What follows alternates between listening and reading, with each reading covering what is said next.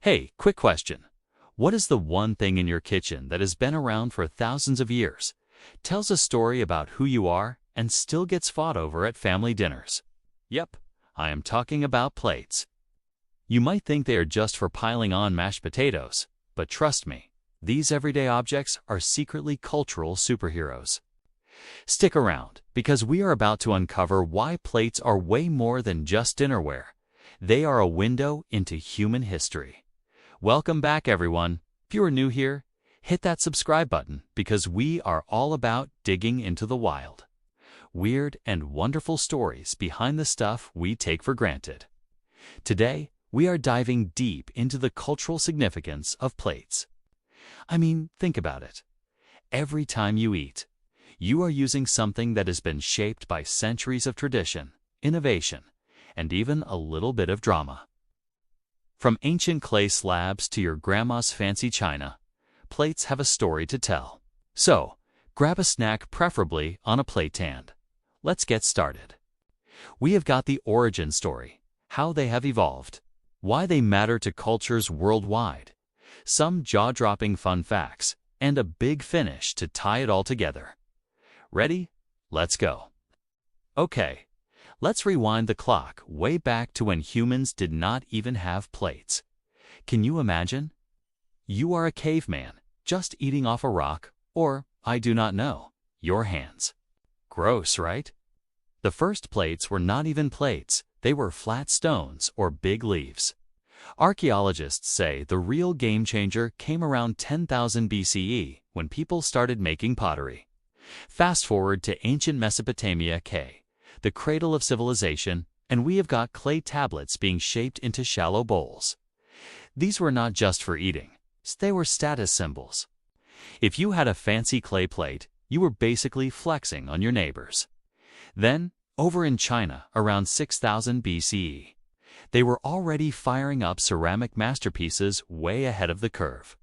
By the time the Greeks and Romans rolled around, plates were getting artsy. Ever heard of red figure pottery?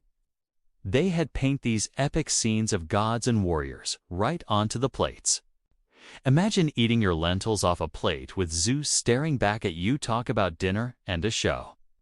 So, plates started as practical tools, but they quickly became a way to say, hey, I am kind of a big deal, and that is just the beginning. Now, let's talk about how plates leveled up over time. Fast forward to the Middle Ages in Europe. Most people were still sharing wooden trenchers. Yep, you and your buddy eating off the same slab of wood. Romantic, but also hygiene. Anyone. Then came the Renaissance and Boumantour porcelain. This stuff was like the iPhone of dinnerware. Sleek, expensive, and everyone wanted it. China had been perfecting porcelain for centuries, but when it hit Europe, it was a total flex. Kings and queens were like, oh, you do not have a porcelain plate. Peasant vibes. By the 18th century, we get mass production thanks to the Industrial Revolution. Suddenly, plates are not just for the elite. Your average Joe could have a set too. Companies like Wedgwood in England started churning out ceramics that were affordable, but still gorgeous. And today, oh man, we have got plates made of everything: glass, plastic, bamboo, even edible ones. Innovation has not stopped. There is this company in Japan making plates that look like sushi, just for the aesthetic. We have come a long way from rocks, huh? All right, here is where it gets juicy. Plates are not just things. They are culture in physical form. Take Japan, for example. They have got this concept called wabi-sabi, where imperfections in a handmade plate are celebrated. It is not just dinnerware. It is art. It is philosophy. Over in Morocco, you have got these stunning hand-painted tajan plates, bright colors, wild patterns. They are not just for serving food. They are a centerpiece of family gatherings, a symbol of hospitality.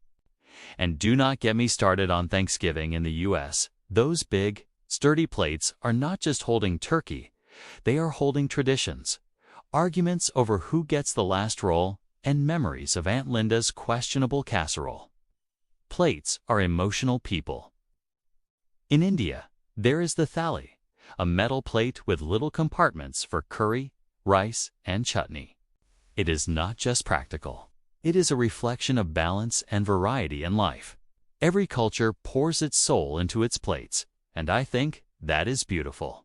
Before we wrap up, let's hit you with some mind-blowing plate trivia. Did you know the world's most expensive plate sold for $1.7 million? It was a 600-year-old Chinese porcelain piece. Imagine dropping that at a dinner party. Or how about this? In the 1700s, people used to carry their own plates to parties because they were so valuable. Talk about BYOP, bring your own plate. And get this, there is a town in Spain called Talavera, where they have been making ceramic plates since the 16th century. They are so iconic. They are UNESCO protected. Your plate could be a heritage site. Last one, ever heard of plates smashing in Greece? It is a tradition at celebrations, pure chaos and joy. Who needs therapy when you have got plates to break? So, what have we learned today?